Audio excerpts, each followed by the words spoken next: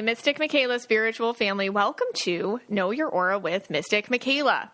So, you're an empath. Now what? That's what we're talking about today. Perhaps you've been sticking around Know Your Aura podcast for a while, and you know how we talk about empaths over here. Understanding the spiritual implications of being an empath is the foundation of a lot of what I do in your aura and your energy. And I talk about it in a very specific and different way than what you may be used to hearing, because empath is a word that has been a little bit oversaturated in the world out there. So a little catch up if you're new, you're going to want to go listen to the Empath Starter Pack. That's episode 110. It's very straightforward. And that'll help you get ready for today, because today it's really, okay, I get it. I feel other people's feelings as my own. I absorb other people's energies. It's almost impossible for me to discern other people's wants, needs, thoughts, feelings, judgments from my own. I don't know how to make my own choices. I understand this is who I am, but like, now what? I'm going to talk about very specific ways that this affects you and how it's time to recalibrate how you're thinking about how you authentically are so you can make choices that serve you. But first, hey, Scotty. Hey, guys. And you forgot to add that we do have a Empath Quiz on knowyouraura.com. I actually just took it before we started taping today, and I got the highest you can get. I got super duper empath. Whoa. That must mean I'm really empathic. You are extra empathic. I'm extra empathic these days. But actually, before we get into, you know, so you're an empath, now what? Yep. I did want to talk about people with logic colors. So if you're new here, everybody has most people have two aura colors. You're either going to be a double empath, which means you're going to be two of the empath colors. So it's like turquoise, blue, indigo, purple, or you're going to have one logic color and one empath color. So like yellow, blue, red, purple, something like that. So if you're a double empath, a lot of these things affect you because you don't really have a natural energetic boundary. But if you have a logic color connected to your empath color, which maybe some of you, or it may be some people that you live with, and I live with somebody with that because you have a red-blue aura. Correct. I wanted to just talk a little bit about how that affects you as an empath when you have a logic color that you kind of lead with and lean on before the empath color kicks in. Okay, and I have a question for you. Yes. Question for you. Yeah. Just so people know. Typically, and I don't know if you could put a percentage on this for us or not, are most people a logic and an empath color? So like a red, blue, green, blue? Would that be the highest percentage if we're throwing out the tricolors for now? Yeah. Sorry, tricolors. we're throwing They're you out. used to it. They're like, yeah, we know. Or would you see because I don't often hear you say blue indigo or, I mean, purple blue I hear you a lot. That's a lot. Purple indigo. Turquoise purple. Yeah. So would you say it's about 50-50? That's a great question. I mean, it's just based on what I see. So that's hard. Okay. Because I feel like in the MMSF, in our spiritual family, it's a lot of double empaths. Okay. But also I do a lot of yellows with an empath color. And I just want to add here pink. Pink is an empath color like Y is a vowel. I just want to say that. Like, if you're... Wait, say that one more time. Pink is an empath color, like Y is a vowel. Okay. Yeah. And so if you're pink, yellow, pink's your empath color. Okay. So my point is, I see a lot of yellows because yellows are definitely very curious. Yellows love self-improvement. Yellows will throw themselves into empathic things to learn and whatnot. And we have some greens. Greens are coming. Right. Not a ton of reds. No. But in our group, I would say there's mostly the double empaths. Okay. And then a lot of yellows. Okay. So for the Mystic Michaela spiritual family, the Facebook group, the people that listen to podcasts, we're leaning more towards more double empath. Yeah. But if you go out there in the real world, maybe the real world. Yeah. Not our jovial cult, then you're maybe going a little bit more towards one logic, one empath. Yeah, I would say most people. And also society really does program you to be a logic color no matter what. Right. So a lot of people wear inauthentic aura colors. You know, I'm purple indigo, but for a lot of my life I was wearing inauthentic yellow. Right. So the society and the way that it dictates you move through it, you're going to get a logic color even if it's inauthentic. And if it's not inauthentic, you might lean on it heavier before your spiritual awakening. But I wanted to bring it up because if you have a logic color with your empath color, or if you live with somebody like that, okay, they're red blue or they're green blue or whatever, Here's the thing with the logic colors. A lot of people who I talk to, I'll say all this empath stuff that we're going to talk about today. And if they're green blue, for example, they're like, I don't relate to that. I don't relate, because they really more lean on their green, on the logic part of them. And I want to tell them this. You actually, if you don't see how you actually are this way, what happens is it'll bamboozle you. And people will use that as your Achilles heel to manipulate you and get in and make you think it's your idea and make you think like this is actually a rule or something. So with the logic colors and people who lean with the logic colors, so it's green, yellow, and red, what happens is you do have a natural ability to know your own mind and make choices, even if they don't please everybody, and be okay and stand in your truth a little easier than other like double empath colors can.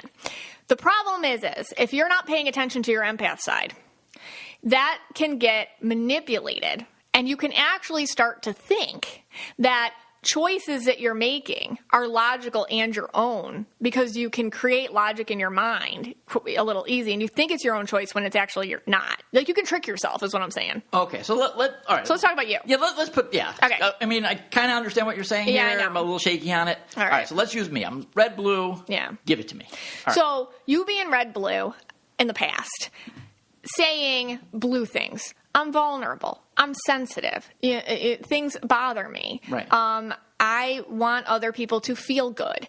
When I see somebody upset, it makes me sad too. Sometimes I feel out of control or helpless, or I feel like I can't help people, and then I get like lonely or sensitive. That's not something you would ever admit. I feel like that's something you wouldn't relate. You'd be like, I don't relate to that. No, I don't shut relate it down. To that. Like if I'm going a real blue moment, I think we've said this on the past podcast in the past, it would be I'm going to roasties, which is like kind of like the woe is me. You go victim. I go something. victim. Yeah, a little more victim. I wouldn't say those things that you just said. You wouldn't. You would kind of put your red towards it, and then it would get like angry or kind of like it's your fault, like projection. Correct. That kind of thing. Instead of being, hey, my feelings got hurt, and I'm sitting in that emotion right now. Yeah, I don't think I've ever. I mean, maybe once I've said that. And a lot of that has to do with gender. A lot of times, men in our society are programmed to compartmentalize their empathy and move over. But it doesn't mean it went anywhere. It just means that it's there and it's wild and it's underdeveloped.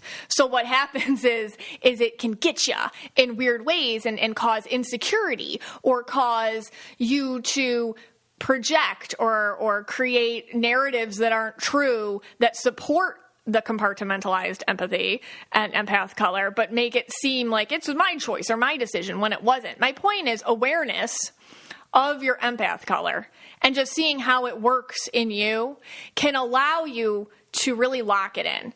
And I'll say this about people with a logic color plus an empath color. It takes them a little longer to understand how this empath thing works.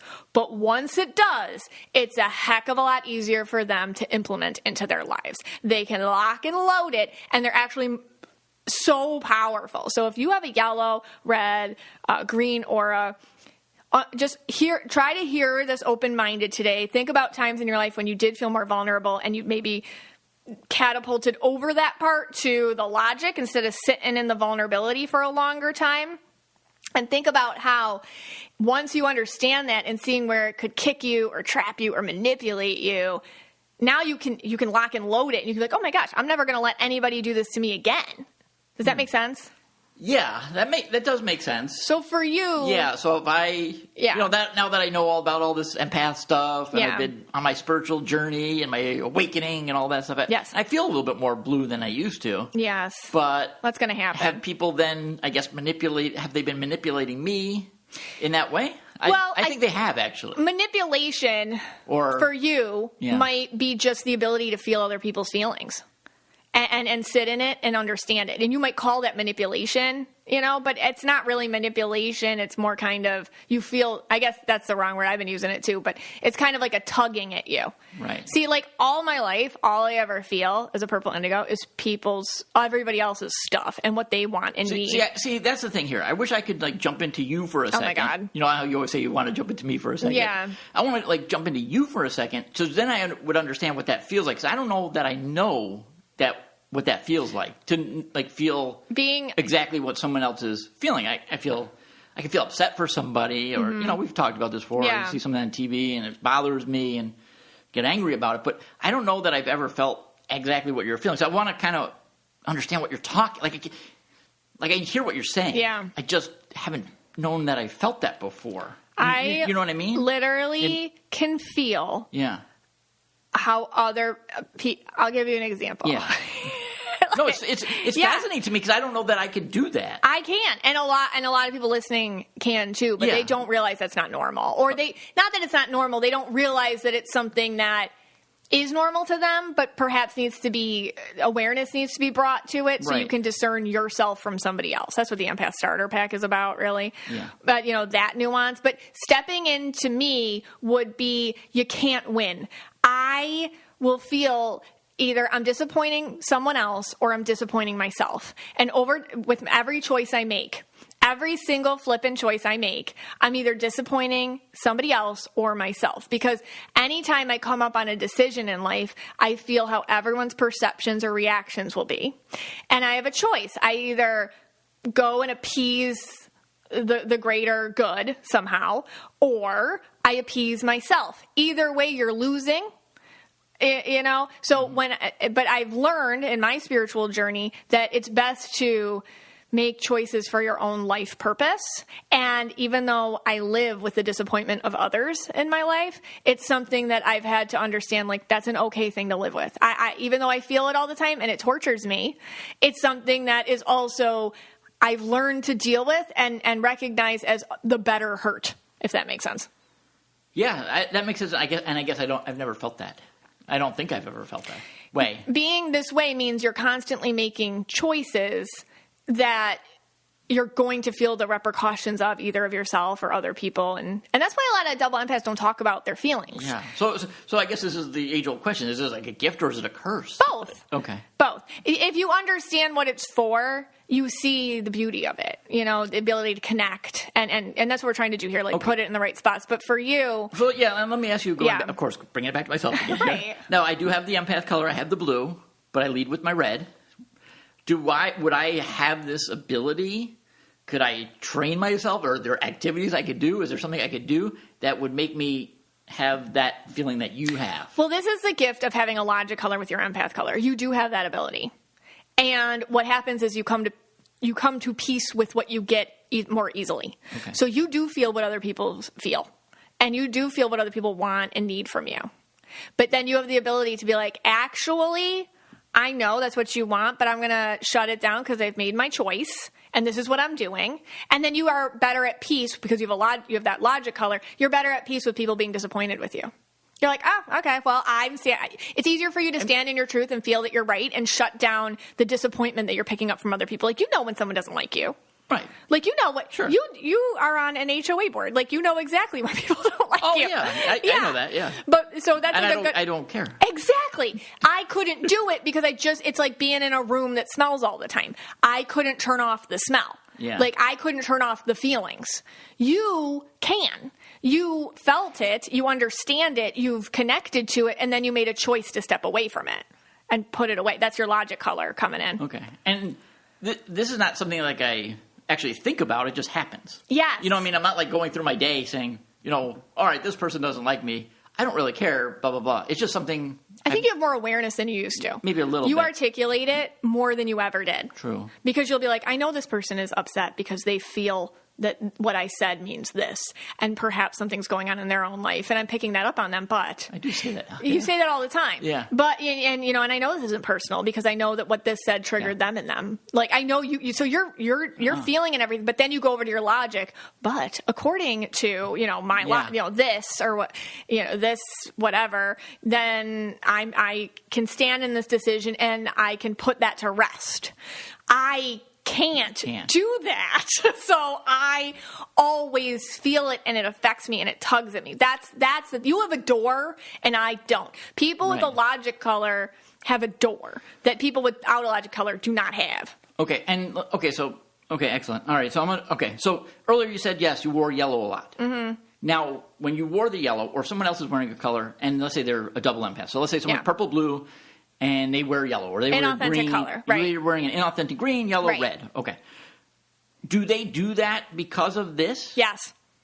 Okay. It's the only way to shut it down. Right. But if you're wearing it in authentic color, it doesn't really work. You just get anxious, numb, disconnected, and then your empath colors bite you. So when you were wearing that in authentic yellow... Yeah, my purple bombs were ridiculous. Okay. You know, that's back when I was like crazier. You know what I mean? Like I would make like really stupid choices and say stupid things and just like make life choices that were more destructive. What we call Maggie Steaks. Maggie Steaks. More of those, but like bad ones, not just like typos. Like things that were like purple bombs. Right. I still make those, but not bad ones. And then my blue would like create narratives of victimization or things like that. So because... When you wear an inauthentic color, you do it to survive. Like, I had to get through school. I was working at a job that didn't suit me. I had to shut down my gift in order to teach and stuff and whatnot. So I had to do stuff to get through life, and I was wearing an inauthentic color. It helped me survive, but it did not help me grow or evolve. It kept me stuck. Okay. So that's different. But that's why people do wear inauthentic colors. It's a survival. Some people are going through something in their own life, and they have to wear an inauthentic color, like somebody's dying, or they have to take care of a health crisis, or they're in grad school or something, and you just have to get through it, you know, like, and that's okay. All right. Okay, one more thing before we break. So the MMSF, is that right? Yes. knows this very well, right? The purple blues. But we're hoping that maybe possibly some reds, yellows, and greens that don't listen to this podcast that often might want to listen to this episode to help them. Mm-hmm. Is there a way that we can just say it without the colors? Because, you know, we're putting colors to these things. Is there just a way that, you know, forget the colors for a second. You know, the type of person. Is there a way that we can just kind of get them on board, have them listen to this, and say, you know, don't worry about red if you're red, green, blue. That's a good idea. Yeah. So I would just say logical and emotional. Okay. Some people are more, sometimes say right brain, left brain. Sometimes people say that. Yeah. Like some people are just more logical. Right. And some people are just more emotional. Okay, so let's just term it that. If you're a more logical person and you're like, I don't really identify with all the sensitivity nonsense, tough it up, you know, thick skin. Right. It doesn't work that way. Get over it. Da-da-da-da-da.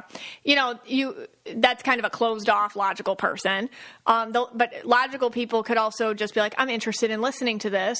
That, you know, and how could I connect further to these other parts? You know, that's like a more open-minded so logical, emotional. And some people are just really emotional and they know they're emotional. All right. So if you're trying to get your red boyfriend or husband or significant other or person to listen, tell them logical versus logical, emotional. Versus emotional. Right. Okay. Maybe that'll get them to listen. All right. Let's take a quick break, and then you're going to come back and you're going to talk about, so you're an empath, now what? Hey, Scotty. Hey, guys. Well, we are talking about our new sponsor, America's #1 meal kit, HelloFresh. Whether your resolution is to save money, eat better, or stress less, HelloFresh is here to help you do all three. You can say hello to your most delicious year yet with fresh ingredients and chef-crafted recipes at a price you'll like, delivered right to your door. We tried it this week, and what did you think, Scott? We did, and actually, I loved everything. Everything that came, I loved it. I ate it. I ate seconds. I would, if I had to pick one, I'm going to go with the spicy maple chicken. I thought that was fantastic. That was really good. It was real good. And the kids liked it too, and they really loved the one-pan cheesy beef tortilla melts. That was amazing too. Those are so good. I like HelloFresh because if I'm doing recipes and it needs a bunch of ingredients, I don't want to send you to the grocery store for like 1 tablespoon of sour cream. No, yeah, and well, that's the other thing. When you do, if you were going to make something like the spicy maple chicken, there's always that one ingredient, because I do the grocery shopping, that I cannot find. I know. I'm like sitting there for like 20 minutes, like, where's that one ingredient? But they package it up for you. It's all there, and it's perfectly proportioned, and it's very easy to do, and it's fresh. It tastes really good as well. And we have a special deal for you. Go to HelloFresh.com/KYA free and use code KYA free for free breakfast for life. 1 breakfast item per box while subscription is active. That's free breakfast for life at HelloFresh.com/KYA free with code KYA free. So you're an empath, now what? I got this idea from an email reading I just did, and the person I was reading said basically that. She's like, I know I'm indigo and purple, and I get the whole empath thing, but like, now what? Like, there's next steps. If you've been around a while, you've heard me talk a lot about my spiritual take on empaths. If you're new, please go listen to the Empath Starter Pack. It's episode 110. It is something that I push out every once in a while because I feel like it's really important to understand the spiritual repercussions of being an empath. The word empath, we hear it all the time. It got really saturated, really hijacked, really taken over and made to be kind of a joke because of social media and just all the repetition and whatnot. But that's the only word I can use. If I could create a different vocab word for empath, I would, but I'm working with that vocab word. But I really do see it differently than how other people talk about it and how other people see it. An empath is someone who feels people's feelings, thoughts, emotions, needs, judgments, pain, you name it, they feel it the same as their own. And the problem is, and this is the fundamental issue, if you don't understand that about yourself, you can get totally swept up in it like a current. And it can take you to all these places that aren't about you, that are about all the other people whom you are absorbing into. And that's when I talk about something called the recovering empath. So I named this because, and that's what I talk about in the Empath Starter Pack. I named it this because I've noticed, in working with myself, working with tons and tons of people, that there are stages an empath goes through in order to wake up, basically. And I call it the recovering empath. And the stages, I'm going to do this real quick because, again, on Empath Starter Pack, I go in much deeper to each stage. But real quick, there's 8 stages. There's the unaware empath or the programmed empath. So this is before you know what you are. All right. You are born with an ability because of your empath aura to feel other people's feelings as your own. Perhaps you're turquoise, blue, indigo, or purple. And what happens is you pick up energy from people all the time and you don't have the boundaries that other people have. Everyone has an empath aura color. Most people, 99.9% of people have an empath aura color. Sometimes you're double empaths, which means you're like purple blue. You have 2 empath colors. Sometimes you are like yellow blue. So if you lead with the blue, this is going to affect you more than if you lead with the yellow. So my point is everyone's different on how they deal with all this, but everyone can get something from it from the level that you're at. So when you're a programmed or unaware empath, you don't know this about yourself. You think then that other people's feelings, judgments, issues are your responsibility. And it's very possible that you've integrated them with your self-worth, your job, your relationships. Basically, everything in your life is about other people and doing what they need and being who they need you to be, to the point where you don't even know what you want, you don't know who you are, you don't know how you feel about things, but you just get sucked into what other people need from you. In this state, it is the perfect time for narcissists, toxic people to come and use you. Because you're completely outsourcing your emotional balance. You can't feel good unless the people around you feel good. You can't feel happy unless the people around you feel happy. You're borrowing feelings and not cultivating your own, but you don't know it. You're completely unaware. So the next step is, once you figure that out, you're like, whoa, it's like a smack in the forehead. You're like, holy cow. Yeah, that's me. Then you can become invisible, the invisible empath. That is when you know this about yourself, but you kind of don't know what to do. So you're realizing that for a lot of your life, you're a non-entity. People really don't know who you are. They just know you as a facilitator of what they need you to be. And you can also feel like you don't know who you are. So there's a disconnect from you, your spirit, your spirituality, your sense of self, your higher self, your spirit guides. It can feel very lonely in a lot of ways. And you can feel like nobody even knows you. You can feel that you don't even know you. So it's a very raw, vulnerable feeling after that. After that, I call it the angry empath. Anger, it's necessary sometimes. It's a booster. This is a necessary stage. It's okay to be angry, all right? It's okay. It's something that I feel like when you go through this recovering empath journey, it boosts you through some stages. So you can say, hey, I'm sick of you telling me who to be, or I'm sick of this, or I'm sick of that. I'm sick of these relationships. I'm sick of this job. I'm angry. I'm really pissed off. And that can motivate you into moving along faster, cutting off certain situations, opportunities, people, relationships that just don't serve you anymore, that served the more programmed version of you. So you can be angry for a little bit. Then I call it the self-aware empath. This is when you're like, okay, here I am. And by the way, you can move up and down this scale all the time.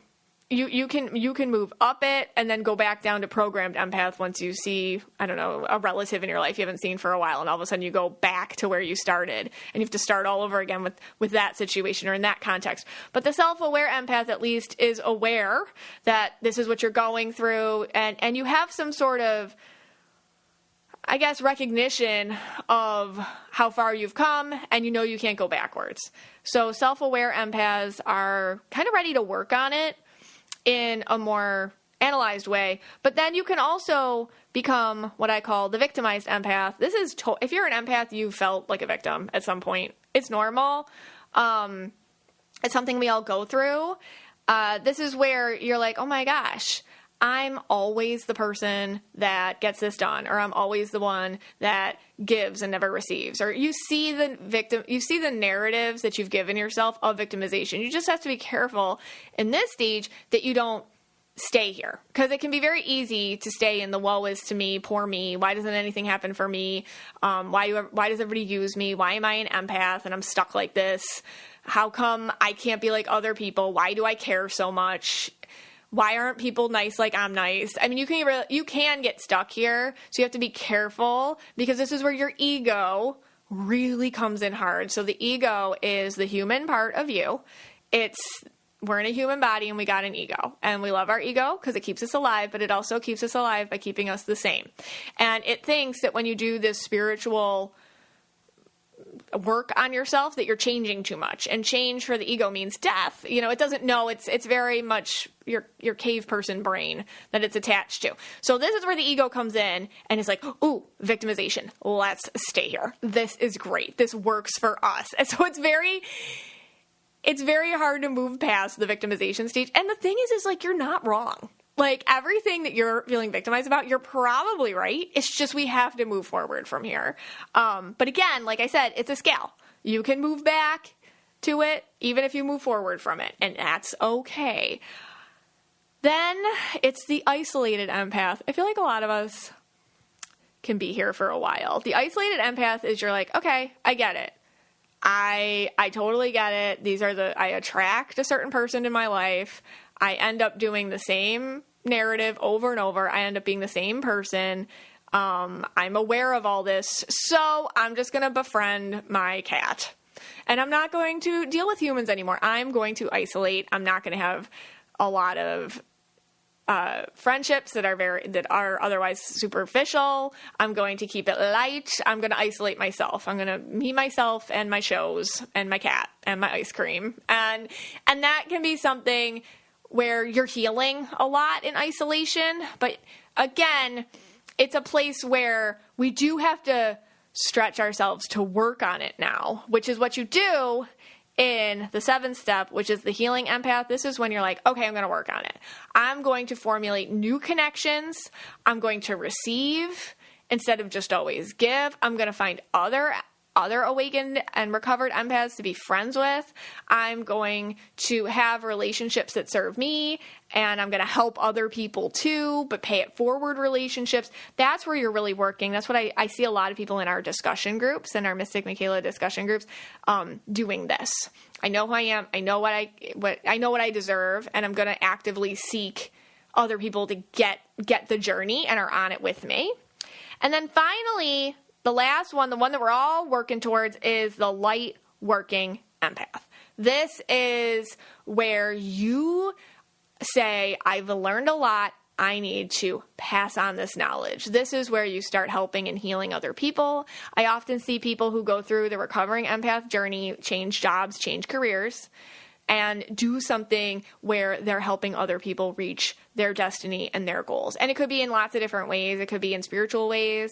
It could be in therapeutic ways. It could be in business ways. I see people going into event planning or going into marketing or going into helping other people build their dreams out. So light working empath is where you take what you've learned and you pay it forward to the right people, and the universe pays you back in some way. Because here's the deal, and I'll say this and then we'll move on to the next part. When you're a really good person like you are, and I'm talking to you, you deserve good things because you are the type of person that will give good things back. So you have to say, hey, universe, I deserve good things so that I can help other people who also deserve good things. And you can receive abundance from the universe from doing light working, meaning that's why I see a lot of people end up changing careers, because they end up doing something that helps other people and they receive a living from it. So that's where we're working towards, the light working empath. But today I wanted to talk about, you know all this about yourself, okay? You've been here, you've been listening for a while, you listen to the Empath Starter Pack, you're like, I get it, I feel like I've been through all these steps. Now what? And we're going to talk about the nuances. Talk about 4 specific nuances of empaths where in your daily life, we got to make some changes in ways that maybe you haven't thought of before. My daughter, Abby, she's growing so fast, it's hard to keep up with her with pajamas. And our next sponsor has an amazing solution to that. Caden Lane has these roll down ankles that are so awesome. You don't have to buy new pajamas as often. And their big kid sizes are made with this buttery soft bamboo material that stretches as your kids grow. This podcast is sponsored by Caden Lane. Caden Lane was started in 2005 by a single mom who wanted to create better and cuter clothes, accessories, and keepsakes for her own children and for those special moments you remember forever. You're going to want to match with your kids' pajamas from Caden Lane, which is great because they do have matching sets for you too. It's perfect for any family photo. And for the little babies, you got to check out their popular body styles like rash guards, little tankinis, one pieces, all the extra snaps or zippers to make sure outfit and diaper changes are just quick and easy. Caden Lane is your one-stop shop for all your newborn, infant, and toddler apparel. Head to cadenlane.com/KYA and use code KYA for 20% off your order. Once again, that's Caden Lane, CADENLANE.com/KYA for 20% off, and make sure you use my promo code KYA so they know that I sent you. So you're an empath. Now what? First thing we have to change is understanding what I'm about to say. Listen, when you're an empath, it takes time to make choices. Some people, and God bless them, make a decision immediately. They're like, I like this couch. I want this job. I'm quitting today. I want to sit over here. I want tacos for dinner. Some people can make choices so easy. I want to go to this school. I'm going to major in this. I'm going to, some people can do that. Maybe that's not you. When you're an empath, it takes time to make choices. And we need to normalize this.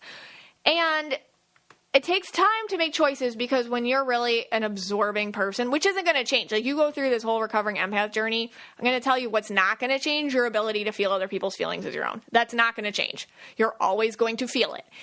And sometimes it's going to pull you into the pits that it used to pull you into. But when you've learned the ability to discern your thoughts, feelings, wants from other people's thoughts, feelings, and wants, it's not that you don't shut out other people's stuff. It's that you have to differentiate it, and therefore it takes you longer to make a choice. Because there's 2 things that happen when a choice comes up. It's what do I want versus what do others want. So just like, where am I going to college, okay? Maybe you've had that, or we'll just use that example. Where am I going to college? Here's what you want, which you might not know, Because what happens is you're just inundated with what everybody else wants. What looks good on society? What looks good on paper? What do my friends want me to do? What does my family want me to do? What can I afford? So sometimes you need several days to just several weeks, maybe even to think about something. You just have to ruminate it in your own soul and body. And you have to ask yourself, if there was nobody around and money wasn't an issue or all these factors were gone, what do I want? What do I want? And it doesn't mean you have to do what you want, because I think that can stress out us empaths. Like, oh, if I know what I want, then I'm going to do it. And then it's too overwhelming. Okay. Just say it's okay to know what you want, even if you don't do what you want. All right. That's the first thing. So what do I want? And a lot of times, because you're so infiltrated with other people's stuff, you just don't know your own mind as quickly as other people do. You do know your own mind. It just takes you a minute to sort through everything before you can come and find your own mind about things. When you're taking in everyone else's perspectives and viewpoints all the time, you just get used to doing what they want and then borrowing their own satisfaction instead of cultivating your own. I call it borrowing joy.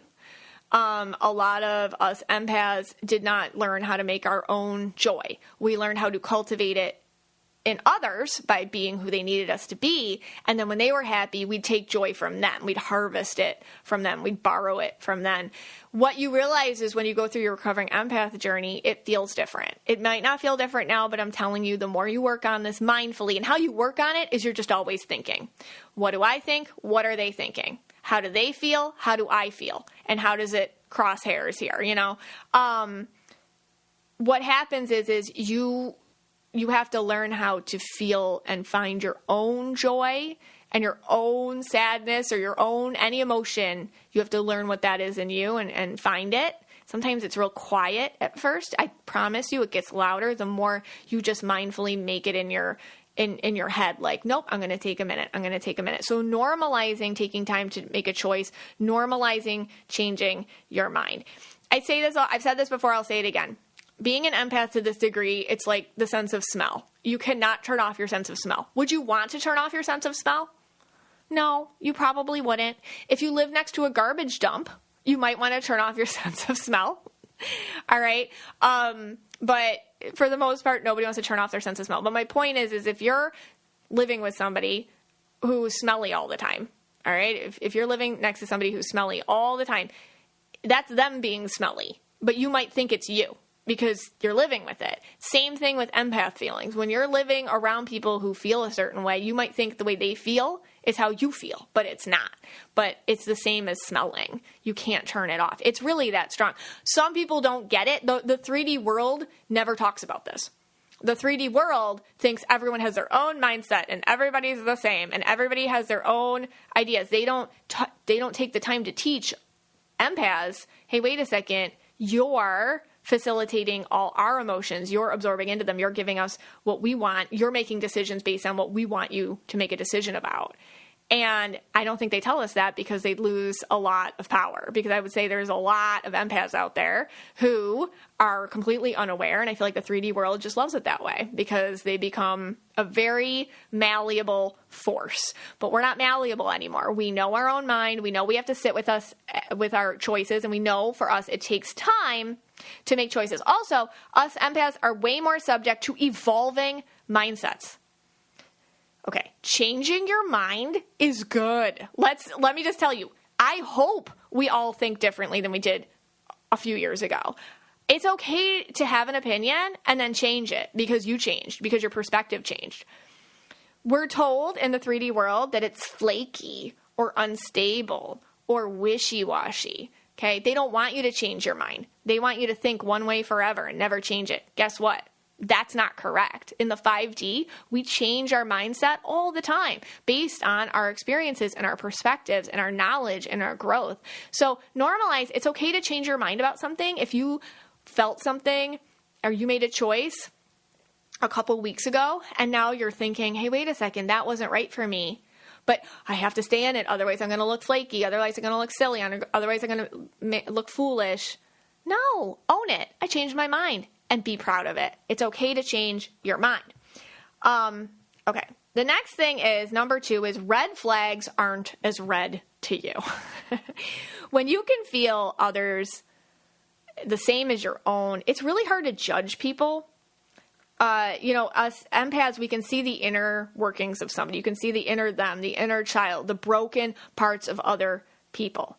Therefore, it can be really difficult to disconnect someone's actions and words and deeds from the person you know they are inside, because that's who you end up connecting to. Also, a lot of times, like, you'll feel someone's intentions. They were grumpy, but they didn't mean to be grumpy. Yes, they talked to me this way, but they didn't mean to. So where other people would see behavior that you perhaps in the past or now put up with as absolutely a non-negotiable, that's not happening for them. For you, what's happened is you can feel other people's true intentions, and you can say, well, they didn't mean to. You see, they went through this with their dad, and now they're just barking at me, and whatever. So red flags become something that for you, you don't see, or you might even be more attracted to. Basically, empaths, especially in an unaware state or programmed state, or even as you move along, you can give passes to a lot of things other people would never tolerate. As you move along in this journey, that does change. And it doesn't mean that you stop having sympathy for people or understanding where they're coming from. It's just at the same time you won't put up with their nonsense just because they're a little broken inside. You can have a stronger ability to tolerate behavior which other people find problematic. And because of that, no matter how intuitive or empathic you are, you could probably have people in your life that other people were like, how did you put up with that? I thought you were smarter. I thought you could, and all this. And you can get very ashamed of yourself for putting up with relationships and behavior from people around you in the past. It's toxic. And you can be like, oh, it must be me. It's my fault. I let them in and I already invested all this much time in this person, so I can't not do it now. Or also you feel how fragile other people are. Usually with people with red flags are extremely fragile. And you feel inside of them what they need from you. And so you know that if you stepped away, no one else is putting up with this. Like, no one. And they're going to be alone. So you can feel somehow responsible for their well-being. And it's harder to walk away from problematic people because of that. Overall, I would say for empaths, intentions bother you more than words or actions. So if somebody is just whatever, they were grumpy and they said some stuff, they could say the worst stuff, but if you know their intention was just whatever, they're just having a day, their intention isn't cruel, it's more maybe not self-aware or something, you can put up with it.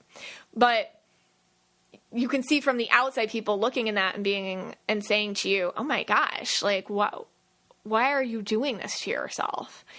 And that's where you have to take a moment and say to yourself, why am I doing this to myself? There has to be a point in our recovery, our empath recovery, where we say, I understand you don't mean it that way, and I know you're hurting, but you still can't do that.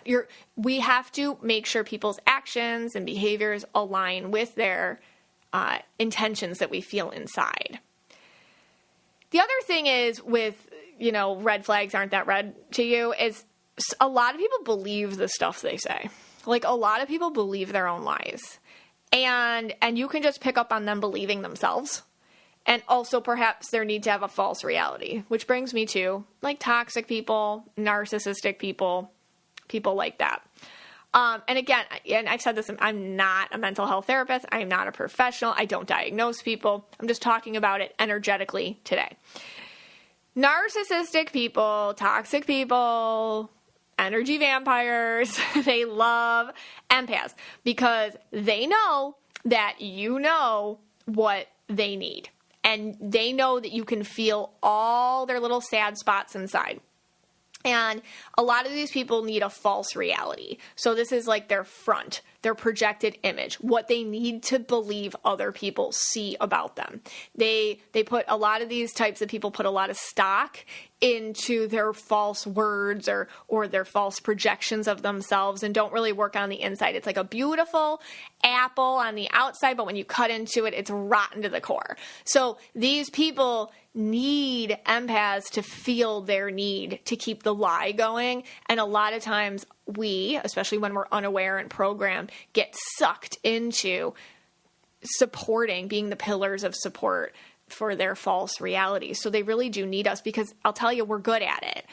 We know what you need. We know your insecurities. We know what you can hear. We know what you can't hear. We know what you can see or can't see. We know what you have to hear after something disappointing happens. Like, we know how to keep your false reality going. And if you were raised to be really good like that and value someone's feelings over honesty, and that was your way to feel love or self-worth, man, you're real good at it. And you will seek out what you're good at. So you will seek out relationships where red flags aren't that red. You will seek out relationships where red flags mean love, where red flags actually mean relationships, because you know you can keep relationships going with people that have red flags. And I hope that makes sense.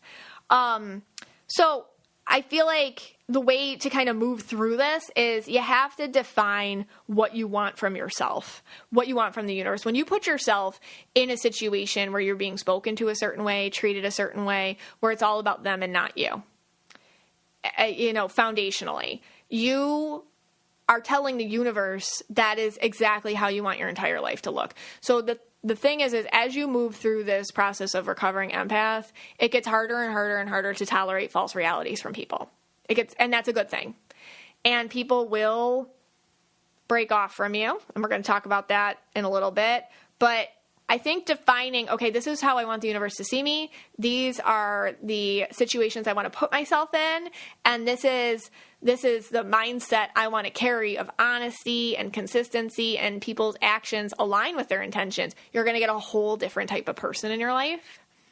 And then red flags start being a little more red to you. You still have the sympathy, but I don't want anybody to feel ashamed that they got bamboozled by someone in the past, because that's such an empath thing to be. And if you look at it and you follow it back, you're like, oh, through the empath lens, I understand why that happened to me. Okay, when we come back, we're going to talk about a few more things that we have to do now that we know that we're empaths. I'm so excited to share our new sponsor, an amazing skincare brand, Oak Essentials. Oak Essentials line is full of luxurious products that really work, especially if you're trying to achieve that natural, no makeup look, which ever since trying their Moisture Rich Balm, it is going to be very hard to make me put on makeup again. It is that good. It was founded in 2021 by the team behind Jenny Kane. Oak Essentials is known for its simple approach to self-care with a lineup of foundational skincare staples made with high-quality ingredients that drive results. Their Moisture Rich Balm, which I'm currently very obsessed with, is a nutrient-rich balm that supports collagen production and delivers serious hydration for a luminous glow. For daytime use, just a little bit goes a long way. And then you can apply more generously in the evening to lock in moisture for your beauty sleep. So I'm calling it 2024 is the year of natural head-to-toe glow. My followers will get 15% off their first order when they use code KYA at checkout. That's 15% off your first order. Oak Essentials. That's OAKESSENTIALS.com. Promo code KYA. Go ahead and treat yourself. From luxurious skincare to meaningful self-care, you deserve it. Okay, third thing that you have to understand now that you're an empath. You can't do the volume other people can do. That just means that your output, your productive output, isn't possibly the same as other people. So when you do things over and over and over again, and you put so much of your energy into it, you can get drained a lot easier. So what I notice with empath auras, people that lead this way, they put all their energy into what they do. So let's say you're a therapist, like every single client, you're invested. Like that is 100%, 150% of your energy. Let's say you're a mom or you're a dad and you lead with this, it's same thing. It's like you have to be 150%. One thing that other people might breeze through, for you, it requires not just a physical presence to do it. It requires a mental and spiritual and emotional commitment. And that is energy. And energy isn't just the way our bodies move. Energy is how much we're thinking about something. Energy is how much we're emotionally investing in something. And when you understand that about yourself and you value those things as much as your physical exertion, you talk about your spiritual exertion and your mental and emotional exertion. When you understand that, and you value it the same, you're going to see that your output needs to possibly be moved around a little bit or recalibrated, because the output's not the same for everyone. So when you're doing a lot of volume, but you're putting 150% of yourself into everything that you do, what's going to happen is when you run out of steam, you're going to start taking from your own body. And this is when I see health problems start for empath auras. A lot of autoimmune stuff, stomach stuff. Again, I'm not a health professional whatsoever, but I see you all taking from your own cup in order to give to other people. And you end up being really drained. And your health will be the thing you end up taking from. And you can't do that. Your health has to be some sort of stopping point. The second you start, it always starts with you're getting sick more. That's how it always starts. I always have a cold. I'm always coughing. I always have some sort of issue. Then it's like the headaches. Then it's like the weird multi-symptomatic stuff. And then it's hormonal. And it starts to build and you get overwhelmed. And then your body starts acting weird on you. You don't feel like you have any control. Another place you can take from is your own family, the people who actually do value and love you. And sometimes we can give to work or give to outside sources and take away from our own family, our own loving relationships where we're being actually valued. A lot of times, a lot of us, especially in our programmed and unaware empath state, we were taught that the way we're viewed is more important. The way we're viewed by strangers is sometimes more important than the way the people who really know us view us. So sometimes if you were especially raised in a situation like that, you can take from your family situation and then get them to do the same thing as you, giving them kind of the message that the projection of who we are is more important than our own actual health and connection and whatnot. Family members of empaths can actually sometimes feel very disregarded, put last, put in the same position as the empath, and feel like they too must do things they don't want to do. Being a mom myself, it's very, I vowed not to raise pleasers. I really vowed, I'm not going to raise people pleasers. I'm not going to do it. Because that's really how I was raised. And I'm not knocking how I was raised. It's just a different time, a different generation. And I'm not going to do that to my kids. The fallout is sometimes not that they're impolite. It's just, I notice that they do things differently than I do. And I'm like, okay, I'm going to celebrate that. Because if I'm uncomfortable that maybe they're not smiling enough or they didn't give someone a hug or something, that's actually a good thing. I raise them to feel like they don't have to do that. But yeah, I think it's important to understand that you don't take from your health, you don't take from the people that do value you to give to places that aren't giving it to you back. This is a hard one because a lot of us have jobs, and I'm basically just described your job, and that's how we keep the lights on. So we have to think what's the balance? And I'll tell you, once we start merging the 5D with the 3D, the things in the 3D change. So that's why I see a lot of people make career changes, career tweaks, and it works out. But I see a lot of people moving stuff around. The problem is when things change, it can feel really scary for a while. But I want you to know that the more you do this recovering empath journey, the more your life will start rearranging itself to fit what you now know. And that's a good thing, and it will work out. But one of the things is where you're giving your energy to, and there will be a need to recalibrate your output based on your energy. Also, I'll tell you, the more aware you are about how empathic you are, the harder it is to do what you used to do. Once you know something, you can't not know it. You can't unring that bell. And if you're listening, you can't unring any sort of bell that you just heard ring, because your life is going to change now. It's a good thing. It's a scary thing, but it's a good thing. But the thing with your energy is it takes 100% of your energy to do things other people perhaps can do with less energy. I mean, some people really can compartmentalize. It's very possible you cannot. You can't compartmentalize stuff. When you come home, you're still thinking about work. Like, some people don't do it, but a lot of people do. And so just understanding that just because you can't do it doesn't mean there's something wrong with you. We can't change who we are. We got to work with who we are, you know? And something's got to give. You just cannot do it all. And you can't start something without rearranging and withdrawing somewhere else. So if you're adding something to the mix, you're going to have to take something off. You can't just keep adding. You have to always rebalance your life based on what energy you have and always putting your energy first. And even if it's not something you can do today, it's something you can at least notice and think about. And I'm telling you, the more you notice, the more you think about it in little tiny ways, it will begin to shift and it will work out for the best. All right. Fourth one, last one. Your circle, you know, you're an empath, right? So now what? Going back to the title here, because here's the deal. You might start noticing something. You might start noticing that your circle of people, friends, family members, coworkers, whatever, are filled with people that always are needing something from you. I'll tell you, when you start this journey of the recovering empath, all of a sudden you're like, oh, you feel the need. It feels like the claws just dragging down your soul. And it's fine if it's people who you know you're paying it forward to, that's different.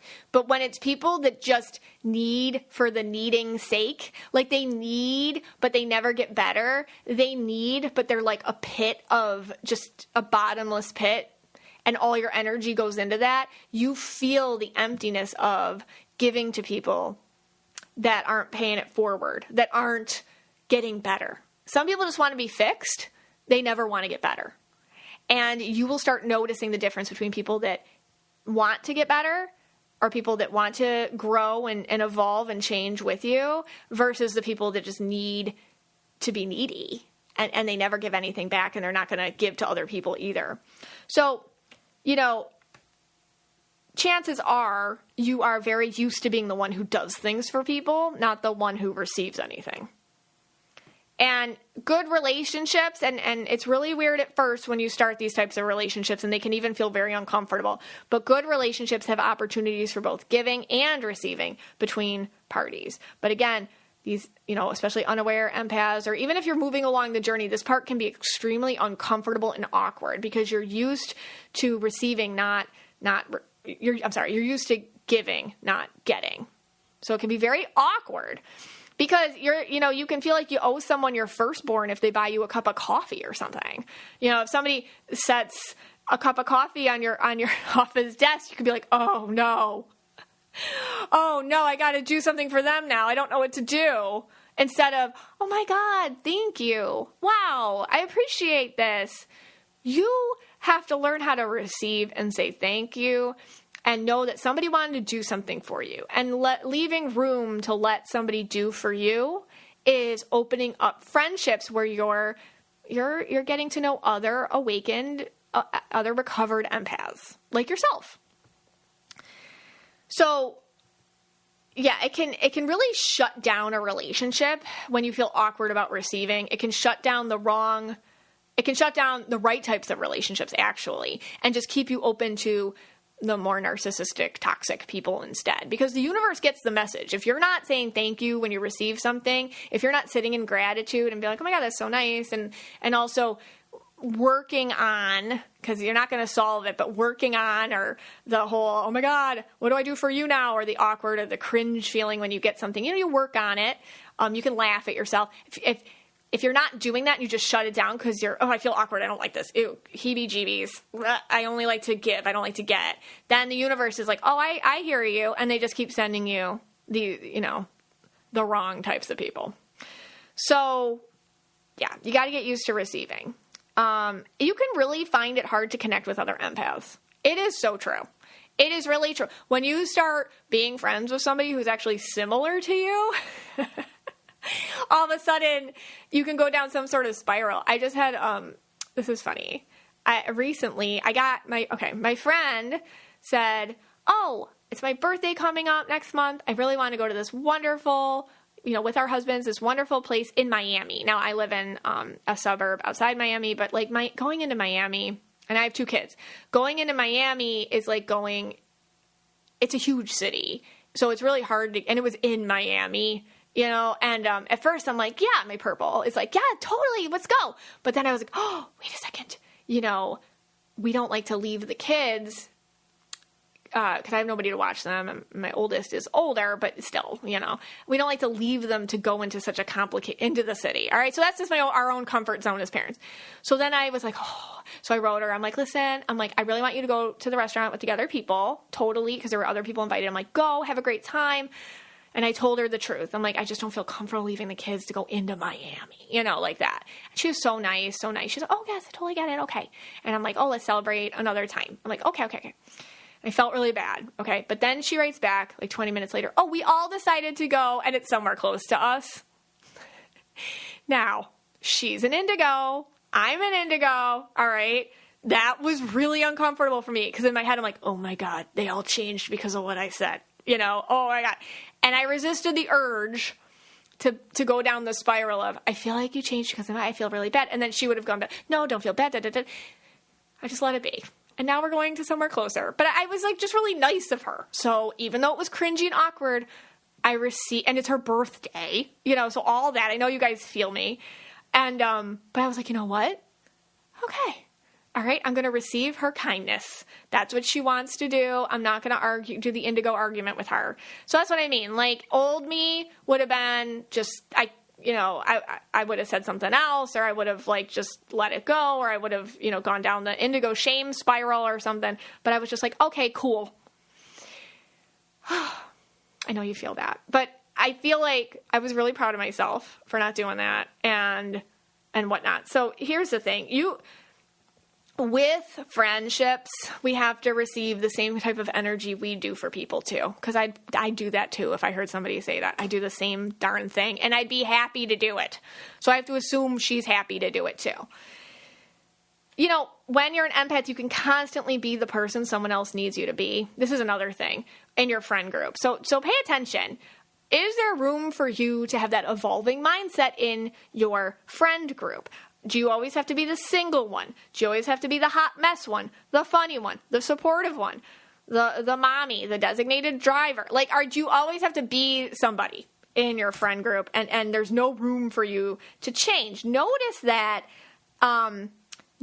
because changing your role, especially going through this recovering empath journey, will create a rift between you and possibly another person if they're not the right person for you. Which, if you don't know, your empathic need to support them and please them and be whoever they want to be can keep you stuck in life. I mean, I've seen people, and I've talked about this, just find something wrong with every guy they meet because they have to be the single one. And it's like, hello, you're doing this subconsciously. Stop it, because your best friend needs you to be her single friend. Or you're always the one who is playing mommy to your friends, or you're always the one who is a mess, you're the one getting the most drunk, or you're the one getting the most ridiculous, or you always have to share some sort of hot mess story of what happened to you last weekend so they all can laugh. Notice when you're feeling like there's no room for you to change in your friend group, because if it's so, they might not be the friend group for you, which is sad. Because, like I said, things will change when you change, but they're going to change for the better when you put your own self first in this way. Because I'm telling you, you're empath, you being an empath, this empath energy, it's a gift. It is a gift. But you weren't supposed to squander it by being a pleaser to other people. And I'm talking to myself as much as I'm talking to you. All right? So this isn't just me preaching. It's like I've had to learn this. This is like tough lessons. Your worth isn't who you can be for other people. Your worth is taking this gift to feel other people's feelings, thoughts, and emotions as your own, and assist the right people who want to do something with it along their way. And finding the right relationships is going to be interesting, and it's going to be different, but it's going to make you feel better in the long run and help you also honor the gift that was given you because it's part of your life. Your empath qualities are part of your life purpose. So we're going to talk about some other things coming up with Scott that we collectively want to move forward from in Aura Color. I get so frustrated with not always having the right wardrobe to match my evolving lifestyle, especially when I have something coming up and it's just overwhelming to think about, what's the outfit I need for that? Well, whether you're going on vacation or you're looking for maternity wear, or you're simply bored of your old clothes, the stylists at Stitch Fix make sure you'll always have something to wear. Stitch Fix is the best way to shop new styles and brands. You can think of them as your style partner. Your stylist learns all about your tastes and they collaborate with you on looks you'll love without breaking the bank. Honestly, the more I've used Stitch Fix, the better they get at choosing clothes for me. And I say this to everybody. I don't know how they do it. They have like magical jeans. Everybody I've talked to, the pants fit. It's crazy. I love their fit, and I don't doubt that they're going to send me things that fit me perfectly.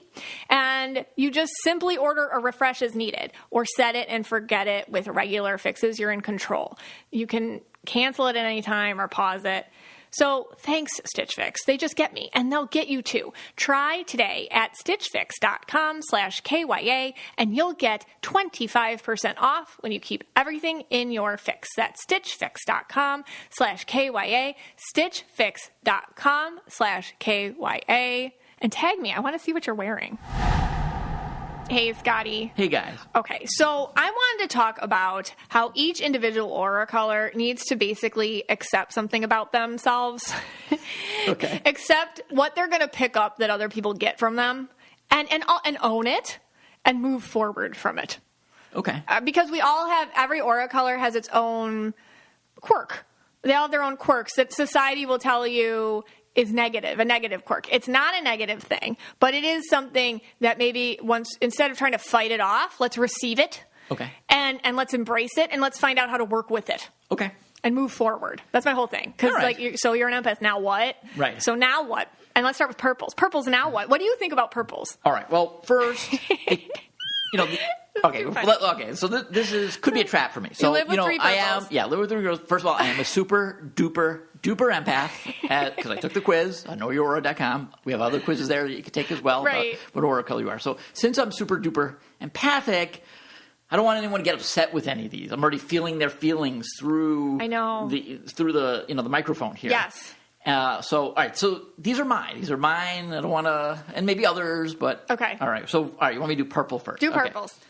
All right. So I think for purples, it would be like taking up a lot of space or attention. Yeah. Maybe they're dancing on the tables. Right. Things like that would be for purple. Purples get a lot of attention. Yeah, they get a lot of attention. Sometimes they don't even know that about themselves. They're like, why does everybody paying attention to me? Why does everybody care? Yeah. It's a purple thing. Yeah, that's a purple thing. I think they would need to know that. That doesn't bother me at all, though. Me neither. Yeah, I mean, but it could bother some people, right? Yeah. I think for me, the biggest thing that bothers me about purples would probably not all of them. Again, is this going to turn into your pet peeves? I think it is. It's kind of like I think you're about to. Would be the late purple. Okay. Like the 15-minute late purple. You're late all the time. I'm not. No. You are, Scott. I am Scott. 1 to 2 minutes The three late. of us are always in the car. Like, okay, we're all here. It's like a joke between us and me and the girl. No, that's not being late. That's because I have like all these things I have to do. Nice using your red logic. Yeah, no, that's like Larry David. You know how like you're Larry David, or if you're like Wayback TV, the Honeymooners, and Ed Norton. Yeah. He's got to do 100 things before he can do it. Yeah, that's what happens there. I know, but it would be fine if you didn't say like, come on, let's go. Like you make us move it.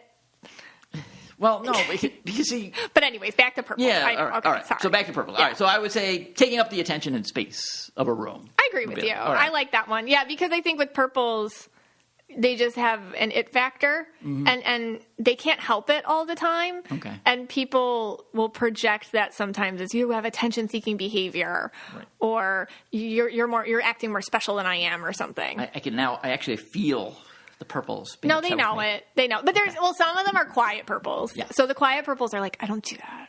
I don't do that. I feel that. I feel it. Yeah. They're like, I don't dance on tables, and I'm purple. And not every purple dances on tables, but, right. All right. What color do you want me to do next? We'll do blues. All right, blues. All right, for blues. You work with a lot of blues. I do work with a lot of blues. Blues, indigos, right? All right. I would say for the blue, you should just take something at face value. Okay. Like if someone says something to you, except that's what they're saying to you. Like, I don't know, like for a blue, like, why don't you take some time to yourself and rest? Like a blue probably couldn't handle that, right? Right. You know, they'd be like, what are you trying to get rid of me? Yeah, you're trying, exactly. Yeah. Like, wow. Exactly. I feel like you do say that to me, though, to get rid of me. I do say that. Why don't you, like, go, take a rest, take a nap, take a few, take a shower or whatever, bath, enjoy yourself for a while. That didn't come out right. But, but then you will do that. Exactly. Where you think I'm not being serious. Well, I think blue you don't believe me. They have a hard time taking things at face value. If you're like, hey, want to come to my house to have a party? Maybe they're like, oh, they feel like they had to invite me because they feel bad for me or something. It's like, just say thank you and go. Like that. Yeah. And that's what I was saying. Like, just go enjoy the time. I wouldn't say it if I didn't mean it. Or if they were like, I like your sweater. Sometimes a blue can be like, oh my God, are they saying it because they hate my sweater? Like that. So you're saying blues, just take something at face value. Yes, but I think like understanding that as a blue, you do tend to pick up the many, many, many meanings of somebody. That it can be very difficult. But they're reading into it, I think, They read into it. Yeah. But you can't, my other thing is you can't help reading into it. That's what you do. So you just have to force yourself to say, thank you, and just do it without reading into it. So then let's say me being a red, and I tell you, okay, why don't you go take an hour for yourself? And I really do mean it. So how do you say that as a red so that the blue thinks you actually mean it? Believes that you mean it. Well, I mean, you're my husband and you love me, so I'm like, whatever, who cares? But let's say like a newer couple or something. Is that just a problem they're going to have? I mean, but I'm going to be honest right now. Yeah. They're probably right when they don't take it at face value. Like, it's probably an element of truth in whatever else, like whatever the other meaning you're picking up from that is. It can get a little confused if you have like insecurity issues or imposter syndrome or stuff like that, sure. Okay. Like you think everything's like a pity thing, that could be more insecurity. But sometimes you can pick up something and you're not wrong. But it's hard to live like that. Like my thing would be like, even though you're getting a gazillion different meanings, it doesn't mean you're wrong. It just doesn't mean you have to read into it. Just don't bother. Okay. All right. I'll give you an example. Just as an indigo. We'll do indigo now? I was on I told you the story. I was on the elliptical at the gym. Yeah. And a new lady like popped on next to me, and she was like kind of staring at me. And I'd been on for like 25 minutes at the time, and she was like staring, and she kept looking. And she was like pointing at me, like showing her friend and then pointing at me. And then in my head, I'm like, I think she's got a problem that I'm on here. Like, she wants me off so her friend can get on. But nobody ever said this to me. I just, like, knew it. But I'm like, no. I know I'm probably right, but I'm not getting off. I'm not done yet, But I was feeling really more and more and more and more uncomfortable. And I stayed on for another, like, 10 minutes. And I got off. And I'm like, and then there's parts in my head, like, Megan, maybe you're just making it up. You know what I mean? Like, maybe you're just being insecure. Maybe you're just not being friendly or something, Megan. Maybe she just wants to be your friend. But then she comes over to me. She's like, you were on that elliptical a real long time. And I don't know who this person is. I'm like, yeah, I just put on my music and I can stay on. She's like, yeah. And I'm like, okay, well, maybe she just wants to be friends with me. Maybe I'm still being paranoid, right? Then the director walks in, like he always does, and takes his walk around. And then she runs up to him. She's like, you need more ellipticals. People spend too much time on them. And I'm like, I freaking knew it. I knew it the second she popped on. Right. So my point is, you're probably not wrong. Yeah. It's just you don't have to be affected by it. Gotcha. Well, you can always hang out with the Reds over by the free weights with me and the crew I hang out with. You guys just chit-chat. Yeah, where we just are just... All right. Yeah, all right. Well, tell us about yellows. What do you think about yellows? So indigo... All right, so that was indigo. That was kind of like indigo, too. All right. So this is what Okay, this is for yellow. And, I remember this happened to me. Okay. I was just eating a cookie. Okay? Eating a cookie. What happens when you eat a chocolate chip cookie? There's crumbs. Yeah. Okay? They don't all get into your mouth. Right. There's sometimes a couple crumbs will hit the table or the floor even. My point with the yellows is you don't have to worry about that. Like, don't worry about that kind of stuff. Like, I'm going to most likely get rid of those crumbs eventually. You were never going to get rid of those crumbs. I probably didn't realize they were there. But if I did know they were there, I might have gotten rid of them. But Yeah, that would be my thing for the yellows. That's a true story. Yeah, that is a true story. Yes, you don't have to. Yeah, you don't have to fix everything. You don't have to everything doesn't have to be neat and tidy. Not everything's your responsibility. Right, it's not your responsibility. I will get the crumbs. I will pick up the crumbs. I promise. I see yellow auras all the time, and I think this is where their empath color comes in and hijacks their yellow. They'll see something broken or wrong or messy, even if it's in a public space, and they'll just go over and be like, oh, I'm going to fix that. And I mean, some of that's nice. They're just nice, good citizens. But maybe if you don't have the time that day, you don't have to. Not every single thing is your responsibility to fix. But we're thankful for when you do. Yeah. Well, that's the story because you were. Well, that's why reds and yellows. We're struggle with each other. We struggle with each other. Yeah. The reds and the yellows. The reds and the yellows. Sometimes they do. Okay. All right. What do you think about? Oh, reds. Reds. Give all right. So reds. Let's go to red. Well, all right. Yeah. I guess for a red, you'd have to say something along the lines as, you know what? It's okay to have like you were talking about earlier, feelings or emotions. Yeah. Maybe you should show those sometimes. Yeah.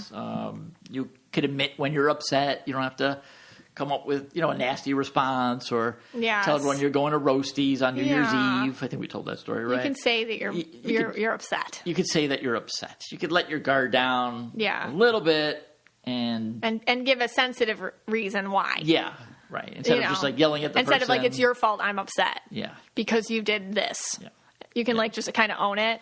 I think to add to the reds, I think understanding that it really bothers you when people don't agree with your emotions. Not That's true. It does. Yeah. You might have a feeling and not everyone's going to agree with it. And that can really bother you. Then it turns into Law and Order, the courtroom. You're case Article 1, evidence 2. You were wrong because, and you should feel this way because. Yeah, I mean that's my biggest problem being a red. I think. Yeah. I don't understand why you're not seeing this. Yeah, that is a big thing for red. Why aren't you getting this? Well, Am I the only person getting this? Yeah, I think red auras have a really hard time understanding that everybody can't see what you see in the way that you see it, and just going into greens, I think it's similar to that. Yeah, kind of greens will also put on that, not everyone thinks exactly the way you do. Mm-hmm. I feel that, but they do it a little bit differently. For them, it might be a process. Yes. More like a processing. I don't know, why doesn't everyone buy this car and press this button at this time and blah, blah, blah, blah, all that stuff. Or with the computer, something with a computer or something, or a phone or whatever. And then I think for me, I don't have problems with that. I don't, you know what I'm saying? You don't care about that. I don't care about that. I don't care at all about that stuff. But then, when it comes to, some, issue, nonsense issue, I don't understand why people can't, think, just yesterday. This is total nonsense, but they are remaking Roadhouse. Oh, my God. And I am going to explode. Okay, there is, okay. Side note, you don't have, everyone... Trigger warnings, but go watch Roadhouse. Right. Overtime, call it. Right, oh my God. No, turquoises we're coming. We have it. No, turquoises, we can do it. Right. But I just want to say this about Roadhouse, okay? Here's my red rant of the day. Here, Jumanji. Okay. Yeah, the most perfect movie ever created was Patrick Swayze's Roadhouse. It's perfection. Now, I know it's not a good movie in terms of, cinematic, whatever. It's good because it's not good. It's great because it's so not great. And Patrick Swayze, he's passed. He's amazing. And I feel, and I don't know about this Roadhouse. I just saw that there was a trailer. Jake Gyllenhaal's in it. Yeah. Okay. No. This is going I feel. Talk about feeling people's feelings. I feel right now for Patrick Swayze. I know he's passed. He'd probably be supportive. If I could talk to Patrick Swayze right now, I would tell him, look, I don't know why they do these things. Yeah. I don't know why they can't come up with a new movie, a new idea. There's nothing wrong with the old Roadhouse. The first Roadhouse. It's perfection. It is. Everybody should go watch it. Yes. If you want to spend the night laughing, and again, you have to realize that it's a joke movie when it's not a joke movie. Right. Yeah. It's so bad it's good. It's our favorite. I would say it's my favorite movie of all time. It's my favorite movie of all time. Yeah. I mean, Star Wars series, maybe put it all together. Do not watch it with children around. But no, there's some suspect scenes in there. But we laugh all the time about Roadhouse. We love Roadhouse. I cry. There's no movie that me and you enjoy more. We should watch it tonight. Actually, I think we need to watch it. If we can get the kids to bed a little earlier tonight, we are watching Roadhouse. Not the new one. I don't know if it came out yet. No. I don't know if I could watch the new one because I would probably go into I know. And people won't agree with you. I would have a stroke. There will be people that probably won't agree with you, and that'll bother you. Right, and they'll be like, but it doesn't bother me if people don't agree with that. And then there's going to be, I know, and here's the thing, I'm going to have to stay off social media because if there's one person that writes something like, "Oh my God, I can't wait for this," I'm going to freak out. You're going to turn into an internet troll. Yeah, I'm going to turn into an internet troll person.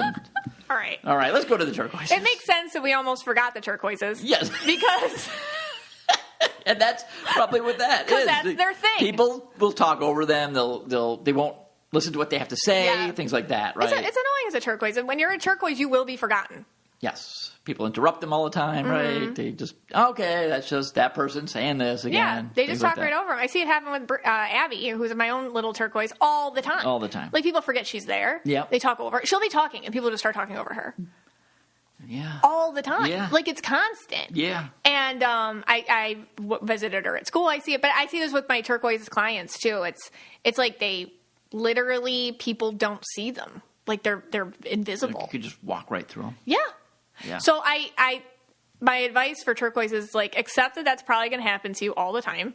And it's probably not going to not happen to you. But, stick up for yourself. Be like, hey, I was talking. Get used to it. What is that, though?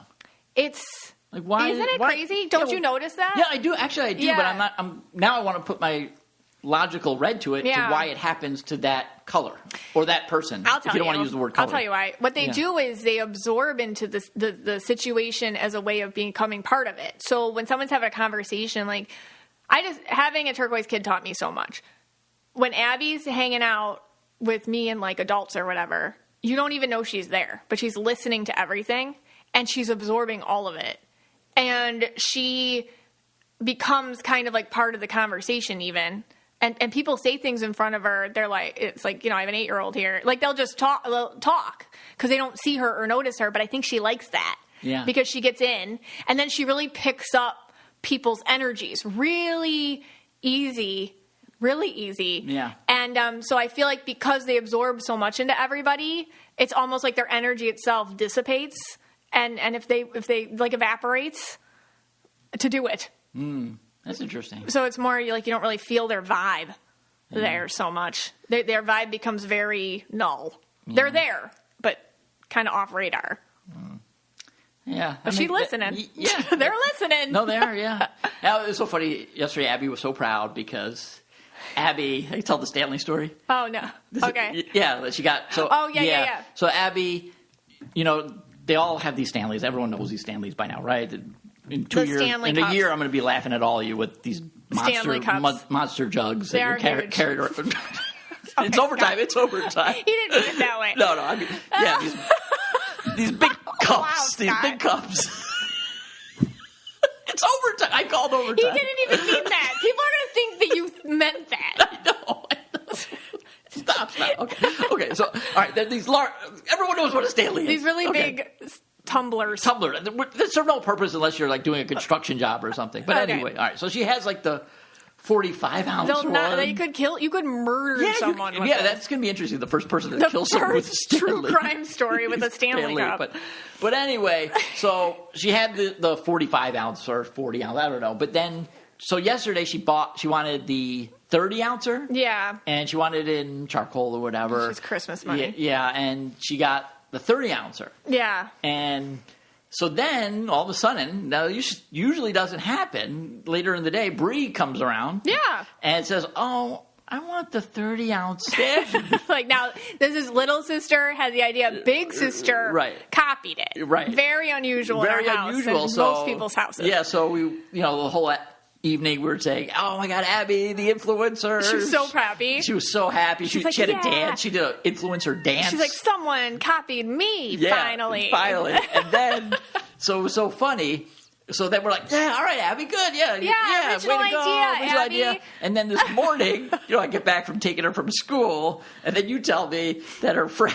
Yeah, because she's, has her little messages with her friend, and she's 8, so obviously, like, I'm connected to all her messages. And her friend's like, and she's like, look, I just got the same Stanley tumbler is you. Right. Because so she copied it from her friend. That's the whole point. Yeah, which that's was the whole funny. point for the turquoise. That's so funny. Yeah, little story there. But little all right. Turquoises. Yep. Okay. Let's finish it up with Pink. Pinks. All right, what's up with Pinks? What do they have to embrace about themselves so they can move forward? It's I think it's this image, right? Yeah. That maybe people think don't take them seriously. They're not taken serious. Sometimes people think the Pinks are way too selfish or superficial. And I think you've said this many, many times on the podcast. Usually people go after them the most, right? They always go after the Pinks. It brings something out in people. It does. Maybe like this societal rage. Societal rage. Again, for me, it doesn't bother me at all. But, make a remake of Roadhouse and it destroys me. But all right, so Pinks. Yeah, I would say that for the Pinks. Yeah, I agree. I think you have to understand you're not going to be taken seriously up front. People won't think that you're as capable as you are immediately. Yeah. And it's really hard to constantly... Can you imagine being a kid and you're Pink and you're just as an empathic Pink, you're constantly picking up that perception from everyone, like, oh, she can't do it. Because people just automatically pick it up from you. So they pick it up like, oh, you're not capable, or you're ditzy, or you're not serious, or you're not intelligent. And you're always picking that up from everyone around you. What does that do to your psyche? What does that do to you over time? So notice, Pinks, that's them, not you. And just because they feel that doesn't mean you are, and so surprise them.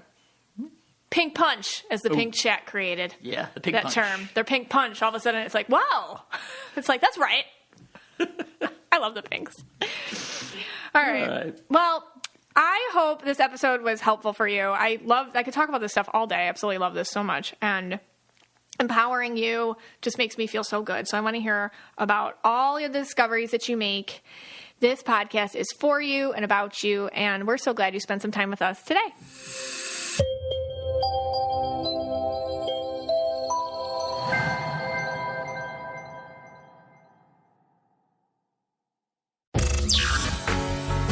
Hello, podcast fans. If you're looking for a new podcast, if you enjoy articles, books, pop culture, and hilarity, try listening to the Brain Candy Podcast. That's right. The Brain Candy Podcast has over 500 episodes of educational hilarity to satiate your learning needs. Just search for the Brain Candy Podcast on your podcast app or click the link in the show notes.